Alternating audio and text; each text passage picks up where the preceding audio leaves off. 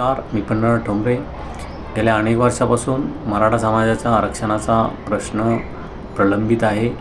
गेल्या 1 ते 1.5 वर्षापासून मनोज जरांगे पाटील यांच्या नेतृत्वाखाली मराठा आरक्षणाचा प्रश्न मार्गी लावा यासाठी मोठी आंदोलनेही झाली.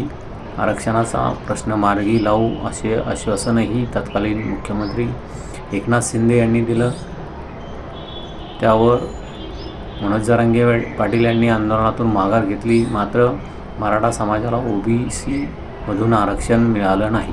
त्यामुळे गेल्या काही वर्षामध्ये मराठा समाजातील तरुणांच्या आत्महत्या वाढल्या आहे.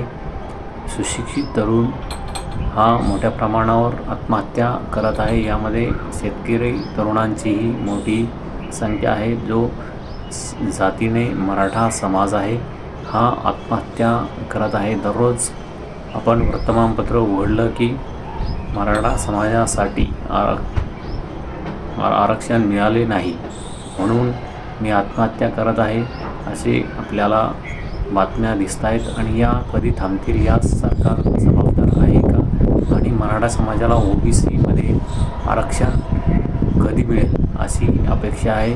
अन्यथा पुन्हा मराठा समाज हा आरक्षणासाठी आक्रमक होण्याची शक्यता आहे.